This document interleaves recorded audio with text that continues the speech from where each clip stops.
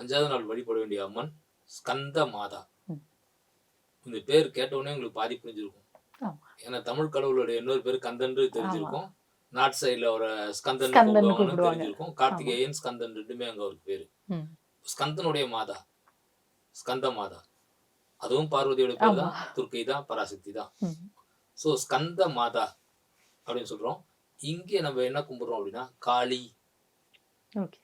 வைஷ்ணவி ம். இந்த பேர்ல எந்த பேர்ல வேணா கூப்பிடலாம். காளியா இருந்தாலும் சரி, வைஷ்ணவியா இருந்தாலும் சரி. வைஷ்ணவி வந்து விஷ்ணுவுடைய அம்சம் அப்படின்னு சொல்றாங்க. ம். பட் இன்னொரு முறைப்படி பார்த்தீங்கன்னா, விஷ்ணுவுக்கு முன்னால் பிறந்தவ காளி. ஓகே. இந்த கம்சனை அழிக்க பிறந்தபோது ம். இடத்த மாத்தி வச்சாங்கல்ல. ம். ம். ம். ஒரு குழந்தைய கொண்டு போய் ஆமா. அங்க இருந்த பெண் குழந்தைய இங்க இருந்த ஆண் ஆமா. குழந்தைய அங்க போய் கிருஷ்ணர் கொண்டு போய் வச்சாங்கல்ல. ஆமா. அப்படி வந்தாங்க இல்லையா? ம். அந்த குழந்தையா வந்தது தான் காளி. ஓகே. இப்போ உங்களுக்கு படிகள் தாண்டிட்டே இருக்கீங்க. ம். 5வது படியில வந்து உட்கார்ந்து அதாவது நின்னுட்டு இருக்கீங்க. ம். பொம்மையாக இருந்தீங்க. 5வது படிக்கு வரைக்கும் வந்துட்டீங்க. ம். 5வது படி வந்த உடனே எல்லாருமே என்ன சொல்லுவாங்க? ஒரு வேலைய செய்றோம். ம். நேரமும் காலமும் எனக்கு வரணும். ம். காளின்றது காலத்தை காட்டக்கூடிய அம்மன். ம். காலத்தை கட்டுப்படுத்தக்கூடிய அம்மன். உங்களுக்கு நல்ல நேரத்தை உருவாக்கக்கூடிய அம்மன். ம். காலமே அவள் சொல்படிதான் இயங்கிட்டு இருக்கு அப்படின்னு சொல்லுது புராணம். ம்.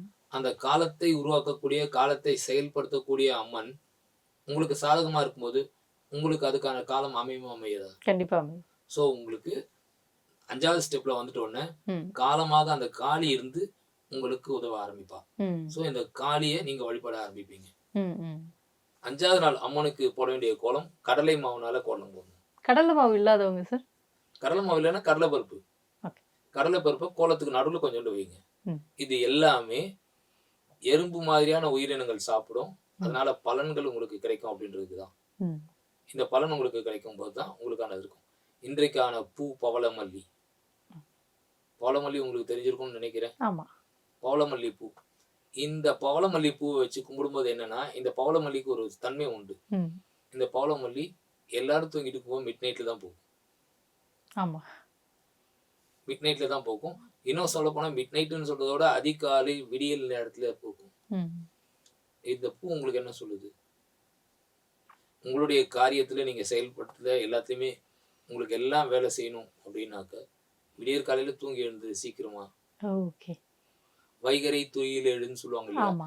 அது மாரி காலங்காத்தால எழுந்துட்டு தூங்கி அப்படின்னு சொல்றது இது.